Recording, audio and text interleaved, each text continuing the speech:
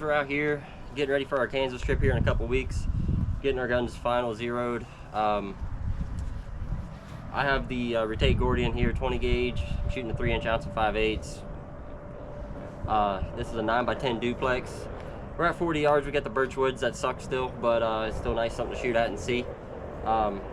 We did shoot a little bit before to make sure everything was good before we get the good ones on camera, but these are traveling about 1190, 1200 feet per second.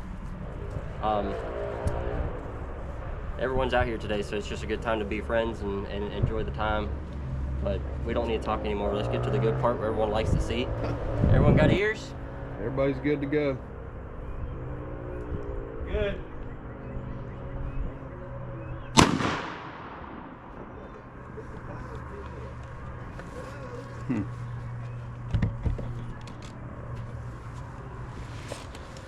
So the funny part about that is standing close to that, right there, it went right down the hole in my pants.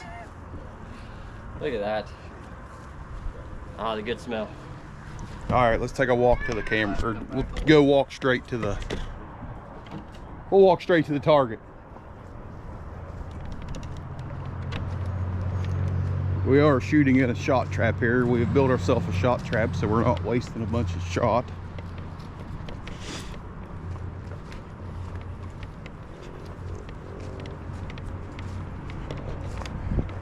Again, I don't know if he told you or not, but that is a 20 gauge ounce and 5/8 load.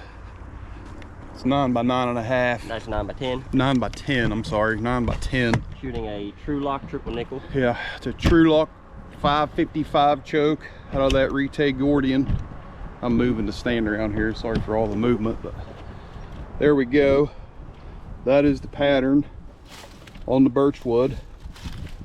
Just a little low. Yeah, the pattern is just a little bit low. If you can see here, we put the core down here a little bit, but it's still definitely a dead turkey, no doubt about it. When we get back, we'll just move it up just a hair. And if you look around here, so we'll get kind of particular, so we'll give you a little insight to what we do here when we're R&D in a little bit. So this was a clean pallet liner that's around this thing. Very, very few flyers outside of this.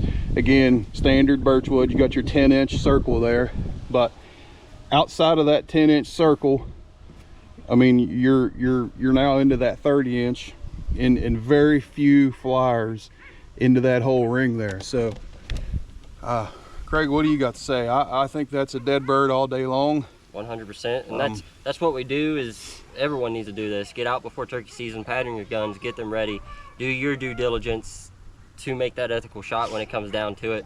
And like I said, that's what we're doing. Still a dead bird no matter what. We're just a little low on the pattern, but we're going to get that adjusted here right before we hang her up. But so, and one other thing that we'll mention here that we've been telling tons and tons of people this year, if you're new to tungsten, or if you do something new to your favorite turkey rifle, like put a red dot on it, put a scope on it, or turkey shotgun, say you even bought a new turkey gun, what we recommend to people to do is find a lead load somewhere in that feet per second range of what you're shooting tungsten wise. Get your gun dialed in like you want with that lead load, and then that'll save you a whole bunch of tungsten. That'll, 1 to 2. We've been doing it long enough now that takes about one. I'm going to brag, we can do it on one load now, but no more than 2 or 3 loads after you're good and sighted in with that lead. No more than 2 to 3 tungsten rounds.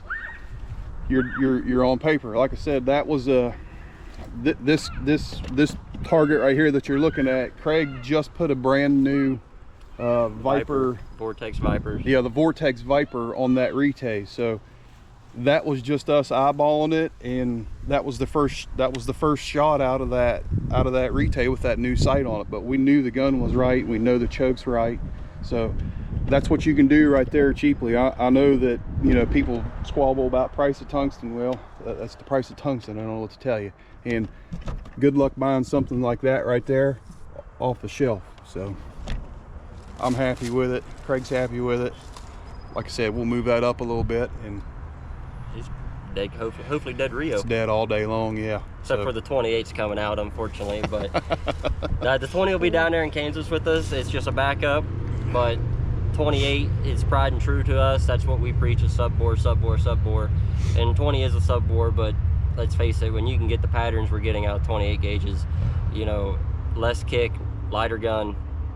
I mean, 28s are the new thing. And that's something that will be coming here in the real near future.